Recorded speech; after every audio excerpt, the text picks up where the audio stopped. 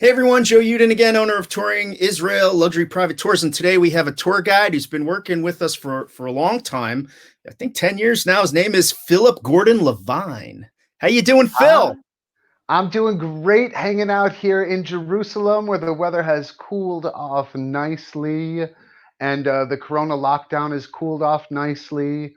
Still got a mask on if I'm ready to go outside, but we can go outside and for the Yeah. first time get back on bikes and walk around and enjoy the world.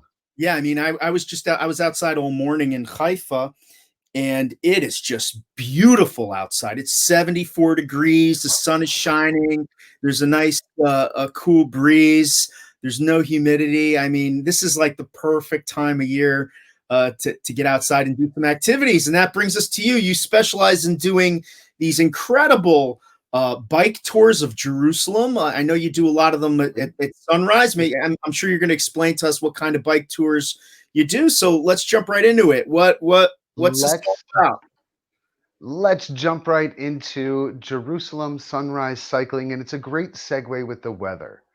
The truth is, if the weather in Israel was always like this, I would do a lot more afternoon rides. I would do morning rides. I'd do like 12-hour treks. The truth is, most of the year, it's just too hot. Right. It's one of the reasons why we have this grand tradition of hiking Masada for sunrise. Right, right. It's not just because the sunrise at Masada is outstanding. Excuse me for one moment while I make my phone stop making that noise. All right, Shh. great. That's my wife. Okay, and mute. Uh, if we talk about that sunrise at Masada, you know as well as I do, you were out in the fields, what it's like to be at Masada by 11 o'clock in the morning. It's hot. Right. It's terrible. If you don't get to Masada early, it's not advised to do it for more than, 20 minutes. That we try to always get there. You have to get there before 9 o'clock in the morning. Now that there aren't any crowds, and I don't anticipate there being for some time, it may get a little better, but it's always advisable to do it early. And I heard that you can go to Masada now, but you do have to reserve a spot. Well, for everything. So that's one of the things that COVID-19 virus is one of the actions that's happening now for everything, for all national parks and museums. Now you have to make a reservation, and of course, Touring Israel does that. We've been doing that even before this happened. So Well, I have to say, as an independent guide, it's one of my favorite reasons working with you is because I know that you've already got all the I's dotted, T's right, crossed. We can't see John in this video right now, just like we can't see him on a tour, but we know that he's making everything work. Thank you, John. right. If we So talk tell us, back about so that your sunrise at Masada, sunrise bike tour. Oh, so you do? Do you do? so the sunrise at Masada was the inspiration. I I see. guide a lot of family tours, and on Mhm. these family tours, you'll often have 8 members of a family, 12, 5 even, that includes grandma and grandpa, Okay. and it includes the little kids. They cannot get up and do the sunrise hike for Masada, so the parents feel like they're left out. So Mhm. one of the things I started doing with families that I was guiding was taking the parents out for the sunrise, let the grandparents and the kids sleep late. Right. We'll get that physical activity like hiking up Masada, except we'll have a chance to do it inside Jerusalem and be back before breakfast when everybody who wanted to sleep in sleeps in. The peacefulness that a lot of people saw during Corona. For those of us who were out going grocery shopping, when everything was shut down, that still quietness is one of the things that you get when you're standing up on Mount Zion watching the sunrise, when you've got these beautiful morning lights coming in. So we go out in Jerusalem, we leave 5 o'clock in the morning. This is the standard ride. For you guys, we always set up specific to the hotel. Right, But you what we've been mentioned, I doing, just want to cut in real quick. You mentioned something that's very, very true, and I try to tell this to all my clients while I'm guiding, is that because Jerusalem is built out of Jerusalem stone, this local area limestone, Every building must be, since the 1920s, built out of this limestone, or at least faced with it. During different time of the day, Jerusalem has this glow to it. And the two best times of day that Jerusalem has a very interesting perspective is sunrise and sunset. And it's just an amazing time to see Jerusalem and its surroundings, I think. I'm sure that you've been on a nice rooftop watching the sun go down in Jerusalem. Right. As guides, it's always been one of my favorite parts.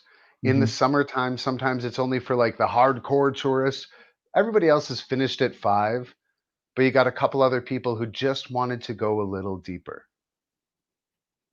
And looking at those families, I realized that in Jerusalem, I was having a great amount of fun doing these rides for those families. So I found that there's a lot of other people who want to come and travel, and they're in it for the adventure. Like clients that I have that have done this are also clients that have flown above Israel. One of my favorite activities that I've done with you guys. This is that same kind of high adventure feel. Now, depending on the people we're riding with, we always have to change the route a little bit because the sunrise isn't at the same time every day. Mm-hmm. And depending on the people we're riding with, sometimes it's literally a 5-kilometer ride, which if anybody knows about riding bikes, that doesn't count as a bike ride. Right. Like that's a warm up. That's the lowest end. And sometimes it's, a 22-kilometer ride. Usually it's about 8 to 12 because we'll get on the bikes after we do the safety. At some point, we have to talk about the safety because that's always important. If the safety doesn't get handled, nothing else matters. But we'll set everybody up with the safety instructions, let them try out the bikes. We'll ride around. We'll go into Machne Yehuda before it's opened. Everybody has a chance to ride. We'll give a little bit of the history.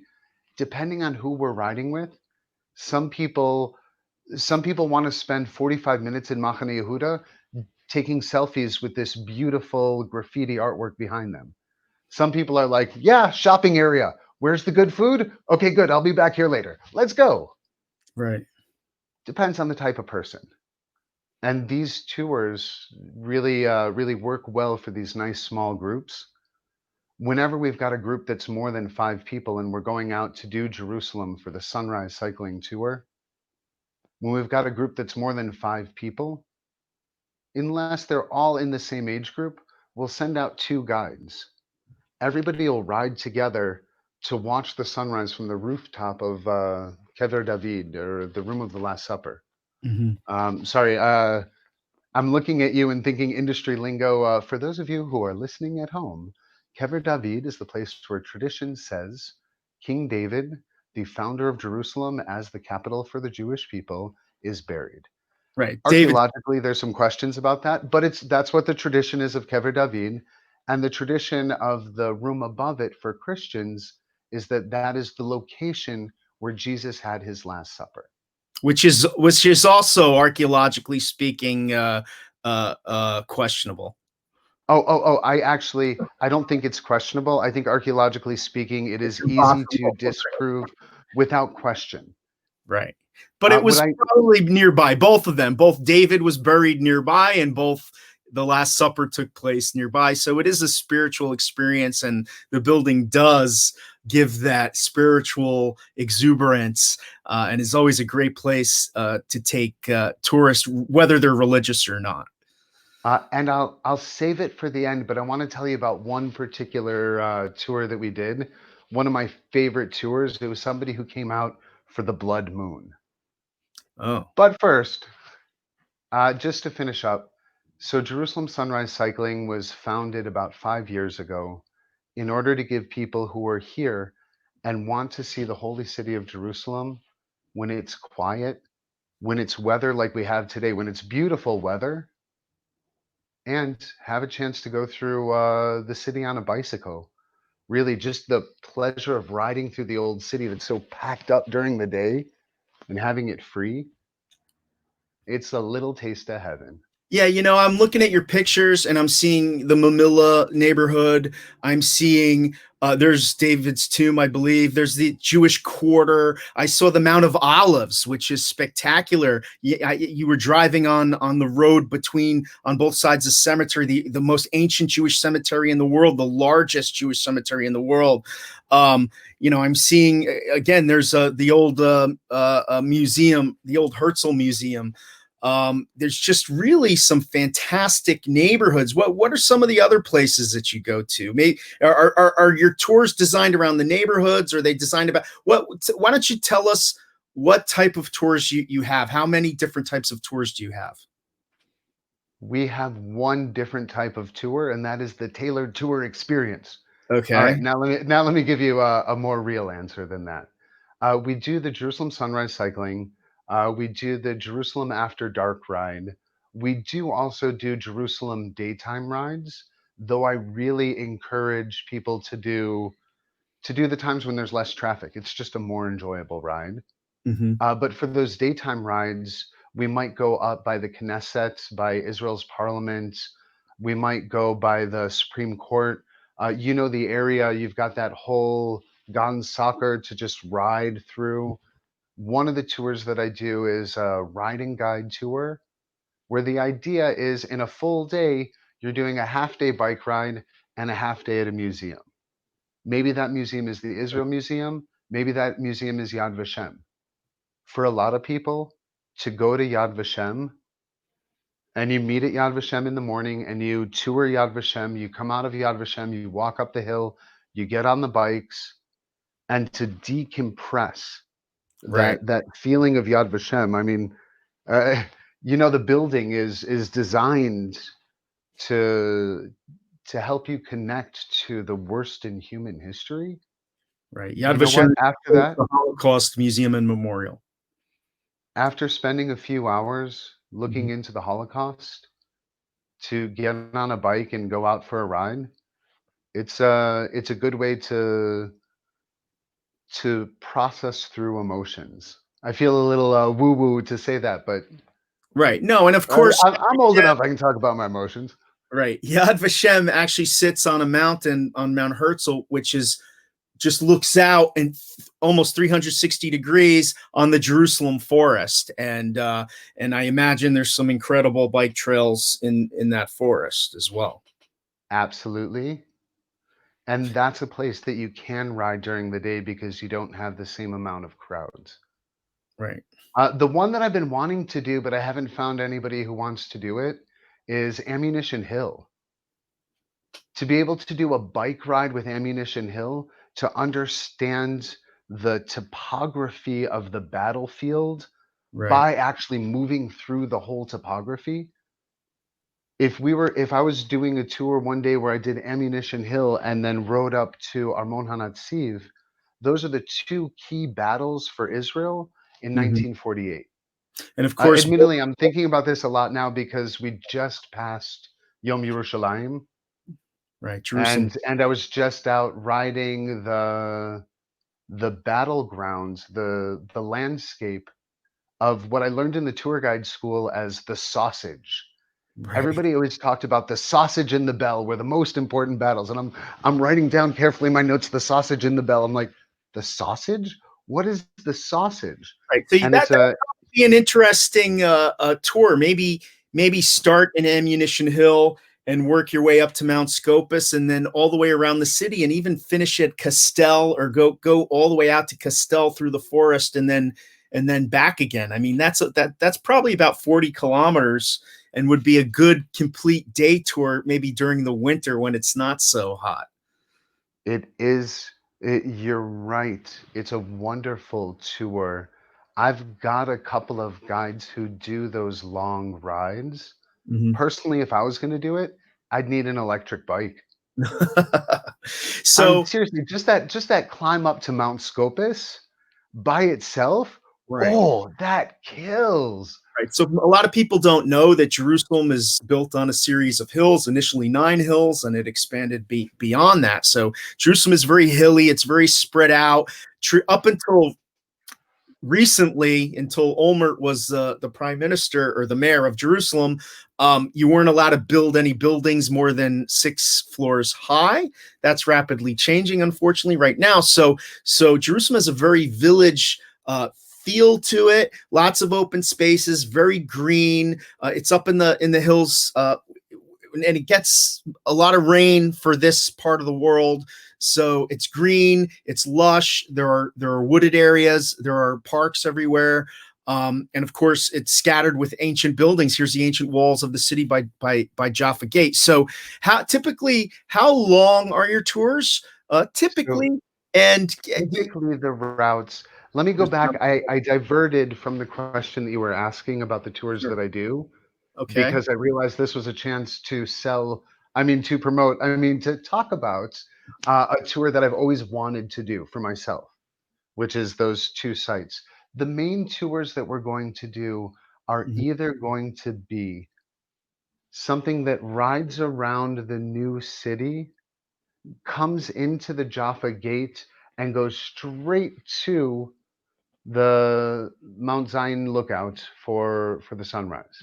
That's one possibility, is that we did a lot of riding outside of the city, and then afterwards we'll do a little bit of riding inside the city, snaking our way through these little back alleys, coming out and getting people back for breakfast. The Great. tour's scheduled to be up to 3 hours. It generally is 2.5 to 3 hours, unless people are doing it as part of a full day tour. And Mhm. then they usually schedule it down to an hour and a half, well, maybe an hour and a quarter is the short end. And that gives all of the best.